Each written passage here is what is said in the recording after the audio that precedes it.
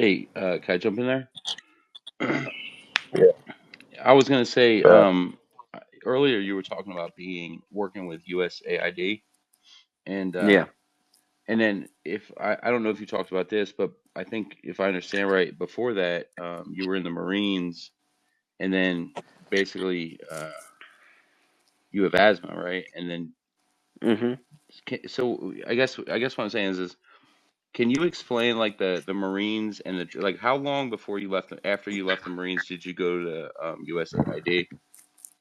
Well, no, I never worked for USAID. The USAID thing was their role within the Peace Corps is, or was, if they still operate, to provide grants. So they're Oh yeah, kind they're of the like a money. third I meant, party. yeah, yeah. No, I Yeah. meant, Peace Corps. That's what I meant to say.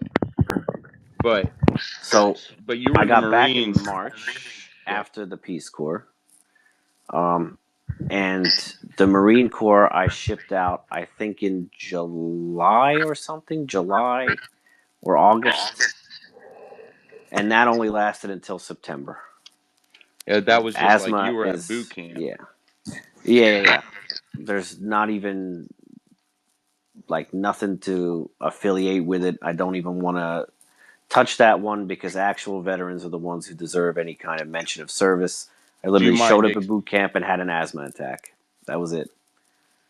And Yeah. it was in the era of COVID, so like I still wanted to be in the Marine Corps, so I was like, no, no, I don't have a history of asthma, and they were pressuring like, are you sure?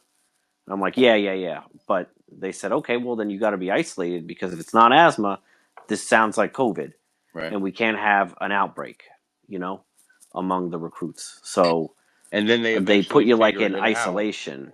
No, no, they put you in isolation until they figure out what's going on. And if they can't figure out what's going on, then you will just sit there until they figure it out. So eventually, I'm sitting in this room, and the guy, one of the other recruits who was near me, they put me together with him. He had nothing to do with any of this, but he was being treated the same. And I was like, okay, so the options are continue this facade and this dude suffers because they're going to consider him exposed, or just come clean. He gets to go back and like, because I don't want to be responsible for fucking up this dude's whole process. So I just said, you know what? After a few days, it was like 3 or 4 days of this. They clearly were not going to budge. We were going to be stuck together in this quasi isolation. I admitted to it. I let them know, like, I don't have COVID or anything. They said, well, you're going to stay for a full period of isolation to ensure you're not infected and that you're not just trying to bullshit your way out of this, which means you're the guy who was with you that we put in this room. He's going to stay too. But in the event that you're telling the truth, he's going right back, to work and start boot camp. And that is what happened.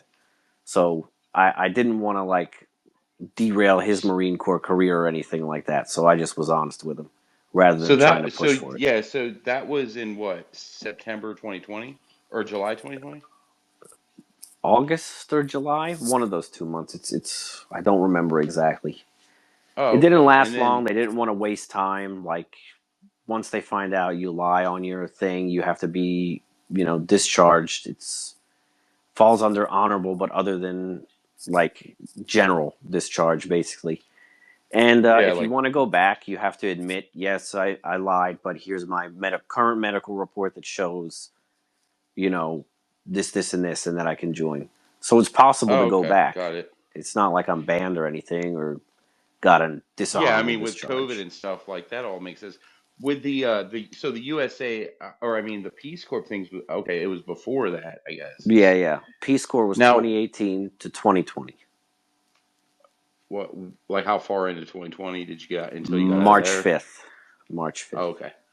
So when you were in the Peace Corps, you were, and I mean, I hope you don't mind the questioning. I know this is like personal stuff, but Go for it. if when you were in there, you were in a country. I heard you saying that you were a teacher and Yeah. that there was